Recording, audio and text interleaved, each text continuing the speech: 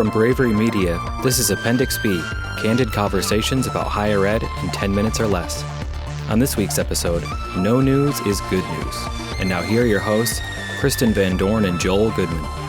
Kristen, one of the first things I look at when we're doing a website audit is if an institution has a bunch of news stories on their homepage.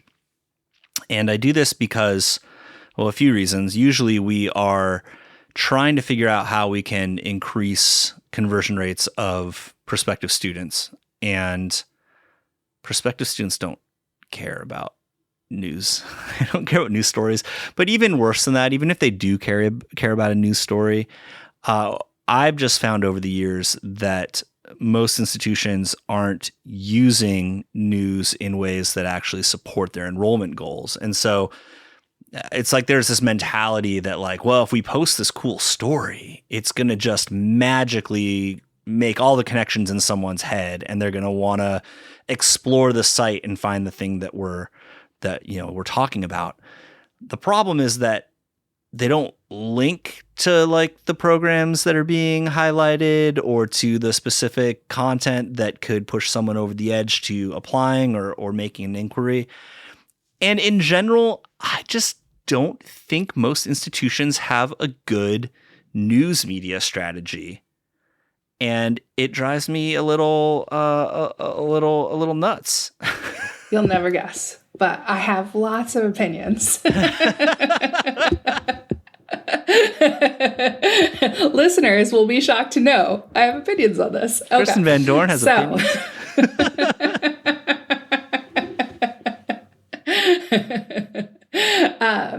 So normally when you think about the goals that people have for why they include news stories on their website, like for one thing, they want to be able to promote the stories of their campus. So that might be through, that might be new research that's come out, that might be awards that people have won, that might be good community engagement stories. Generally, the website is the wrong strategy for doing that because people aren't coming to your website to read that kind of content. What you want is you want your public relations staff to get out and pound the pavement a little and get those stories published in your local newspapers and local blogs. You need to find where the readers that are interested in that content would logically be and push those stories out through those venues. Another goal of having blogs or having news stories on your site is to offer faculty or students or sometimes even staff recognition. And oftentimes that recognition comes instead of giving them money. And I'm sorry, but no one has ever been satisfied with a blog story as opposed to just getting some cold hard cash. Right. So you're failing and you're cluttering up your site to do so. But then I think, if you want to highlight your own news coverage, like sometimes you do get a study, like something covered in the Boston Globe or something like that. For one thing, that's a little bit vanity traffic. Like you're just looking to show where it's been covered before. That's great content for social media. That's terrible content for your website. I think that there is this like mistaken idea that like repurposing content everywhere all over the place is a good strategy, but it is not if you really want to engage your community. If your community is seriously engaged with both your website and your social media accounts, they don't want to read the same thing over and over again on every platform. So you have to think seriously about what your goals are. And the worst case scenario is that you're actually scooping your own media.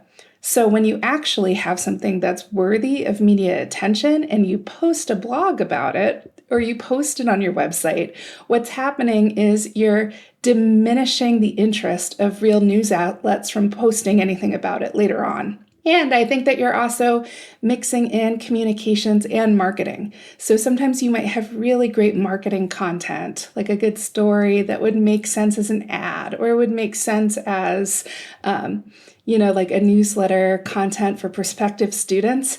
And what you're doing is you're posting it in the wrong place. So ultimately you're just diminishing your strategy by an over-reliance on a news blog. So going back to one of the first things you said in there that it came up a couple more times, I think there's this mistaken approach to media relations that if you post it on the website, the media will come and find it.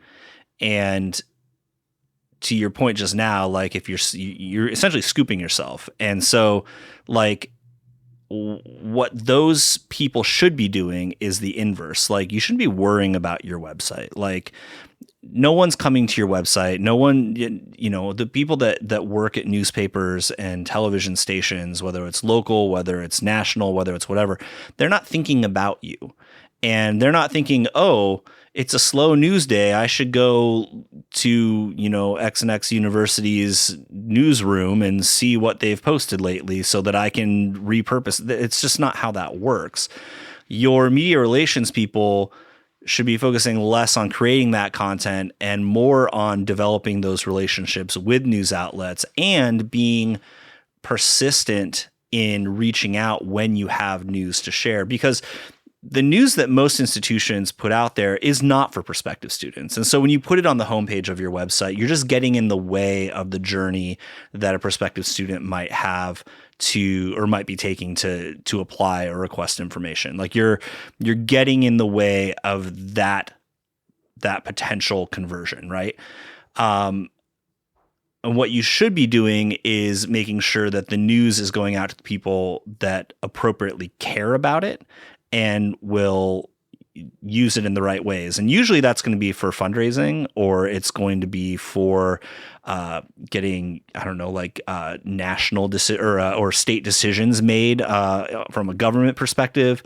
It's going to, deal with things that are happening in your community.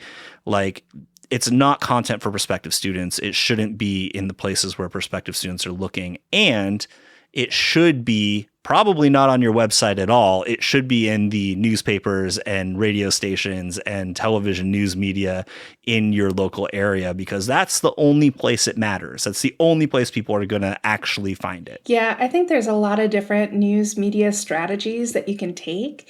Like you can look at the type of research you have, for example. Like if you have research on consumerism around the holidays, or on what happens when students graduate from high school and that summer before they transition to college. You can start to time your editorial calendar about when you're sending around press releases about your expertise, and how you have media experts that are available to talk about timely topics that come up every single year. You can also position experts that come up when certain things happen. So if you have experts that are knowledgeable around, say, gas prices, you can position them as the person that's going to talk to your local news station every time there's a story about gas prices going up or gas prices going down. So, so you have one that's tethered to the calendar. You have one that's tethered to the subject matter. There's those kinds of strategies for getting experts into the news. But then there's also like the story-driven PR media release kinds of insights. And those, you can either go national newswire services, and you can go like develop a list of your favorite people that write stories about higher education, that cover education news, and you can make sure that you develop a personal relationship with them. But you also have to have newsworthy content. And so that takes a lot of time, and it takes knowing your faculty members, and it takes knowing like your students and knowing what's actually taking place in your colleges. When I worked inside a department, I remember one time a faculty member sent to me a news story where she gave a keynote address at a conference in Venezuela. And she sent a photo, and I said, "What was the talk about? Everything you've sent me is in Spanish. I can't post any of this." And she's like, "Just post the photo." I mean, I'm on Duolingo, but the level of sophistication needed to convey her talk was not possible with what I could do. No doubt.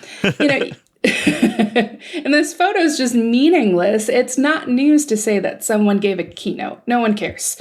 What people need to know is how research is actually changing practice, or how it's creating new habits for consumers, or how it's creating new advice and insights for how you should live your lives, or how it's changing the way that businesses operate so that you can be more savvy as someone that participates in a marketplace.